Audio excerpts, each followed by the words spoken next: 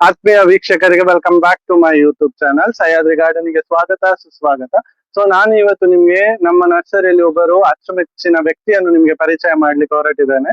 So ಇವರು ಅಂದ್ರೆ ಕಳೆದ 28 ವರ್ಷಗಳಿಂದ ಮಂಗಳೂರಿನ ಅನೇಕ ಕಡೆಗಳಲ್ಲಿ ಸುಮಾರು ಗಿಡಗಳನ್ನು ನೆಟ್ಟು ಅವರೇ ಸ್ವತಃ ಪಾಲನೆ ಮಾಡಿ ಪೋಷಣೆ ಮಾಡ್ತಾ ಇರುವಂತ ವ್ಯಕ್ತಿ ಇವರು.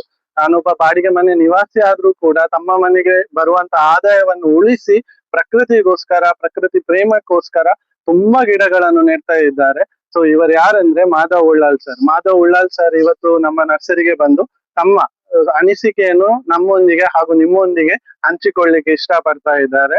ಸೊ ಇವರ ಸೇವೆಯೊಂದಿಗೆ ಸಹ್ಯಾದ್ರಿ ನರ್ಸರಿ ಕೂಡ ಒಂದು ಅಳಿಲು ಸೇವೆಯನ್ನು ಇವರಿಗೆ ತಮ್ಮ ಸಹಕಾರದ ಮೂಲಕ ನೀಡ್ತಾ ಇದೆ. ಸೊ ಬನ್ನಿ ಮಾಧವ್ ಉಳ್ಳಾಲ್ ಸರ್ ಅನ್ನು ಇವತ್ತು ಮಾತನಾಡಿಸುವ. So over to Madhav Ullal sir. ನಮಸ್ತೆ, ನಾನು ಮಾಧವ್ ಉಳ್ಳಾಲ್. ನಾನು ಸಹ್ಯಾದ್ರಿ ನರ್ಸರಿಯ ಗಾರ್ಡನ್ ಅಲ್ಲಿ ಇದ್ದೇನೆ. ನಾನು ಕಳೆದ 28 ವರ್ಷಗಳಿಂದ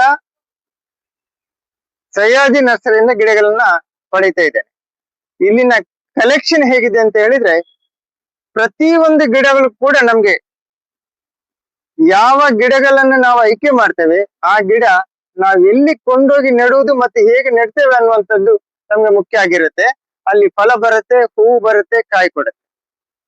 ಯಾವ ಸಸ್ಯವನ್ನ ಇಲ್ಲಿ ಆಯ್ಕೆ ಮಾಡಿದ್ರು ಕೂಡ ಸಹ್ಯಾದ್ರಿ ನರ್ಸರಿ ಈ ಗಾರ್ಡನ್ ಅಲ್ಲಿ ಪ್ರತಿ ಒಂದು ಕೂಡ ಲಭ್ಯತೆಯನ್ನ ಪಡೆಯುತ್ತದೆ. ನಾವು ಯಾವ ಗಿಡವನ್ನ ಆರ್ಡರ್ ಮಾಡಿದ್ರು ಕೂಡ ಈ ಸಹ್ಯಾದ್ರಿ ನರ್ಸರಿಯಲ್ಲಿ ನಮ್ಗೆ ಸಿಗುವಂತದ್ದು ಬಹಳ ಮುಖ್ಯ. ಮತ್ತೆ ಮಂಗಳೂರಿನ ಅತ್ಯಂತ ದೊಡ್ಡ ನರ್ಸರಿಯಾಗಿ ಕೂಡ ಇದು ಹೆಸರನ್ನ ಪಡೆದಿದೆ. ಇಲ್ಲಿ ನನ್ಗೆ ಬಹಳ ಖುಷಿ ಆಗಿರುವಂತದ್ದು, ಹೆಚ್ಚಿನ ಹಣ್ಣಿನ ಗಿಡಗಳನ್ನ ನಾನು ಕೊಂಡೋಗ್ತೇನೆ. ಪ್ರತಿಯೊಂದು ಜಾಗದಲ್ಲಿ ನೆಟ್ಟದ್ದು ಕೂಡ ಈಗಾಗ್ಲೇ 1.5 ವರ್ಷದಲ್ಲಿ ಕಾಯನ್ನು ಕೊಟ್ಟಿರುವಂತದ್ದು.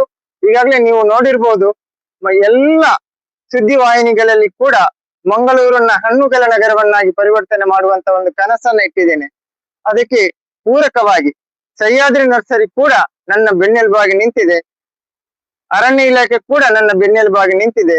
ನೀವೆಲ್ರೂ ಇದಕ್ಕೆ ಪ್ರೋತ್ಸಾಹವನ್ನ ಕೊಡಬೇಕು, ಮತ್ತೆ ಅದಕ್ಕೆ ಪ್ರೀತಿಯನ್ನ ಕೊಡಬೇಕು. ಈ ಒಂದು ನರ್ಸರಿಯಲ್ಲಿ ನಮ್ಗೆ ಪ್ರತಿ ಒಂದು ವರ್ಷ ಕೂಡ ಹೊಸ ತಳಿಗಳನ್ನ ಪರಿಚಯ ಮಾಡ್ತಾ ಇದ್ದಾರೆ.